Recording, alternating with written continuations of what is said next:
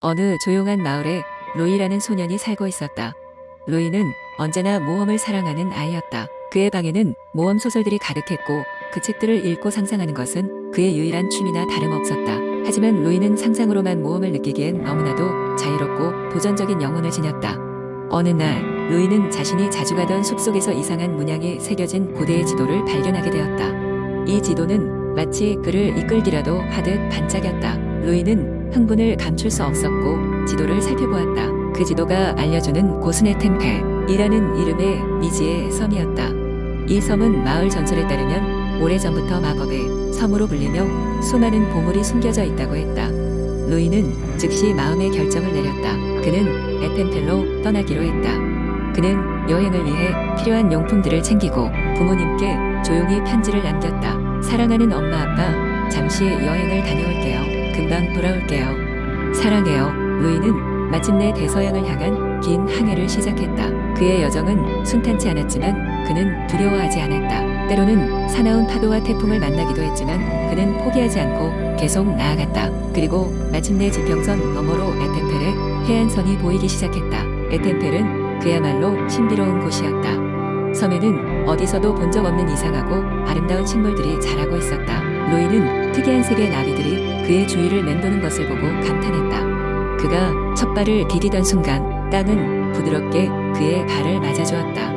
로이는 지도를 따라 섬의 중심을 향해 들어갔다. 가면 갈수록 로이는 점점 더 많은 놀라운 것들을 발견했다. 말하는 동물들, 노래하는 꽃들, 빛나는 강마저도 있었다. 그러나 이 모든 것보다도 눈에 띄는 것은 사람의 손길이 닿지 않은 고요하고 평화로운 아름다움이었다. 로이는 정말로 마법의 섬에 도착한 걸 실감했다. 섬의 깊숙한 곳에 다다르자 로이는 오래된 사원을 발견했다. 사원에는 수많은 수수께끼들이 있었지만 로이는 그동안의 모험 속에서 배운 직감과 지혜를 발휘해 수수께끼들을 풀어냈다. 마침내 그는 사원의 가장 깊은 곳에서 빛나는 보물 상자를 발견했다. 하지만 로이는 그 보물을 열지 않았다. 그는 보물보다 이 모험 그 자체가 소중하다고 느꼈기 때문이다. 그때 사원의 벽에 새겨진 글귀가 그의 눈에 들어왔다. 진정한 보물은 마음에 있다. 로이는 미소를 지으며 섬을 떠나기로 결심했다.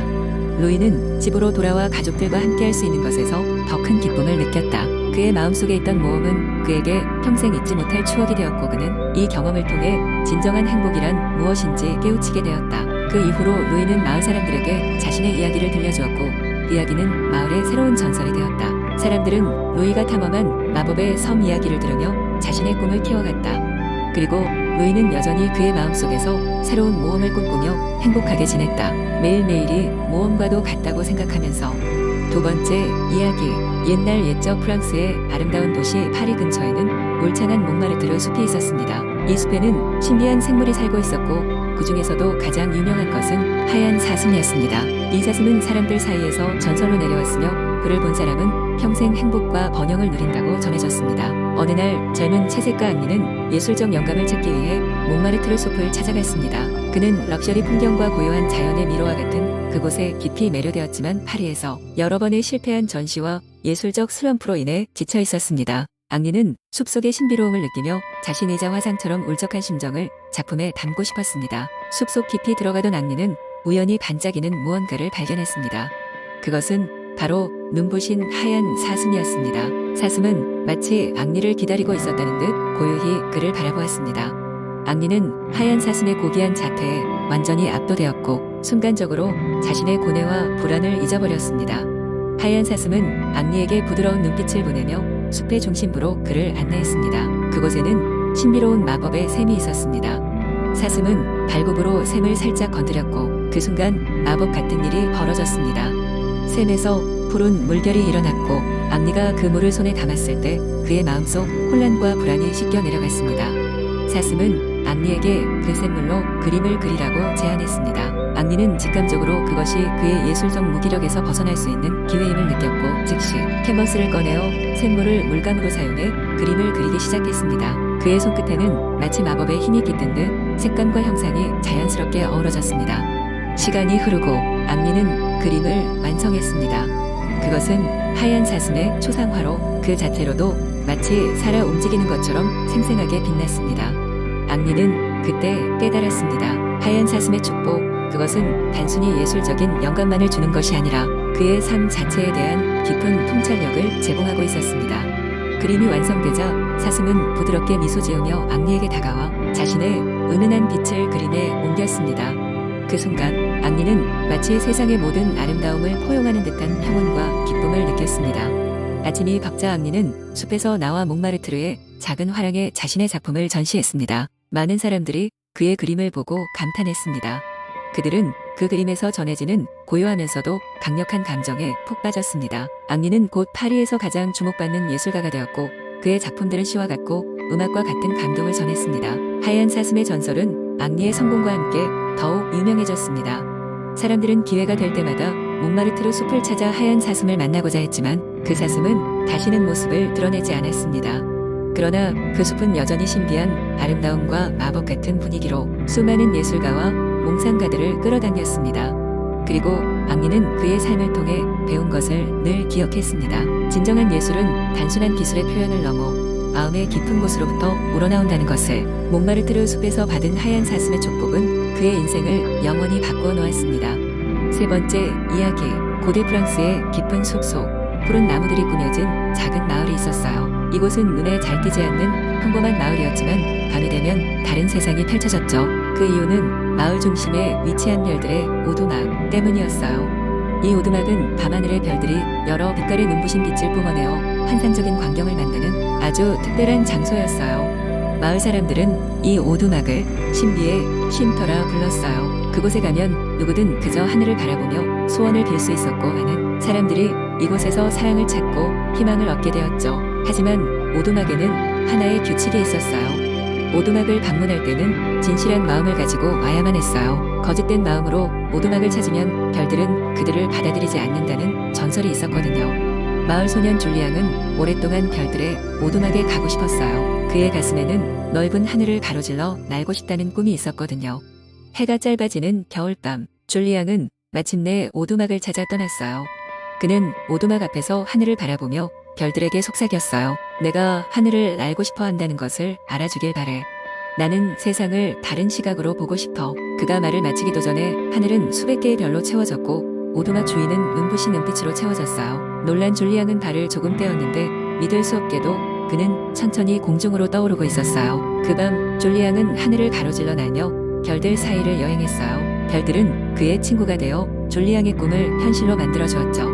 줄리앙은 하늘 여행을 마치고 오두막으로 돌아와 마을로 내려왔어요. 그 경험은 그의 마음에 깊은 인상을 남겼고 그는 마을 사람들에게 그 마법 같은 밤에 대해 이야기했어요. 이후 별들의 오두막은 더욱 많은 이들이 찾게 되었지만 줄리앙은 항상 그 오두막을 진정한 마음을 가진 자들만이 그 마술을 경험할 수 있다고 믿었어요. 세월이 흘러 줄리앙은 자라서 주변 마을의 사람들이 기억하는 유명한 이야기를 가진 향자가 되었어요. 별들의 오두막은 그의 이야기 덕분에 계속 유명세를 탔고 많은 이들이 꿈을 찾기 위해 그곳을 방문했어요. 하지만 아무리 그곳에 많은 이들이 방문하더라도 줄리앙은 결코 하늘을 날았던 그 밤을 잊지 않았어요. 그의 마음속 신비로 간직된 밤하늘은 늘 그의 꿈을 이뤄준 별들의 빛이 가득한 하늘로 남아있었어요. 네 번째 이야기. 옛날 프랑스의 어느 작은 마을 근처에는 아주 특별한 연못이 있었습니다. 이 연못은 마법적인 힘을 가지고 있다고 전해져 왔습니다. 사람들은 연못에 깊게 들어가면 세상의 모든 비밀을 알 수 있다고 믿었습니다. 그러나 아무도 그 연못의 비밀을 풀 수 없었습니다. 그러던 어느 날 마을의 가장 작은 개구리인 르네가 연못을 찾아갔습니다. 르네는 다른 개구리들과는 조금 달랐습니다. 그는 항상 하늘을 바라보며 더 큰 세상을 꿈꾸곤 했습니다. 어느 날 밤 르네는 반짝이는 별들을 바라보다 문득 연못의 전설이 떠올랐습니다. 그는 결심했습니다. 연못의 비밀을 밝히면 내 꿈도 이룰 수 있을 거야. 그렇게 다음 날 아침 르네는 연못으로 향했습니다. 연못에 도착한 그는 물가에 발을 디디며 조심스럽게 물속으로 들어갔습니다. 물은 차가웠지만 그는 겁먹지 않았습니다. 연못의 한가운데에 다다랐을 때 신비한 빛이 연못 바닥에서 피어올랐습니다. 르네는 그 빛을 따라 더욱 깊이 헤엄쳐 들어갔습니다. 물 깊은 곳에는 아름다운 진주로 뒤덮인 작은 섬이 있었습니다. 그곳에 도착한 르네는 한 노인이 앉아있는 것을 보았습니다. 노인은 르네를 보고 미소를 지으며 말했습니다. 오랜만에 손님이 찾아왔구나. 나는 이 연못의 수호자라네. 너는 무엇 때문에 여기에 왔니?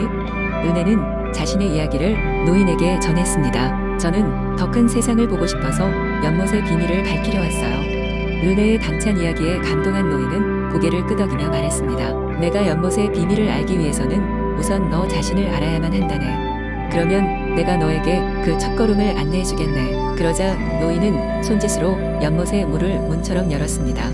그 문 너머에는 온갖 신비로운 경치가 펼쳐져 있었습니다. 로는 경외감에 사로잡혀 그 세상을 바라보았습니다. 노인은 설명했습니다. 이것이 바로 내가 찾던 세상의 시작이란다. 다양한 경험이 너를 기다리고 있어. 너는 이곳에서 꿈을 이룰 방법을 찾을 거야.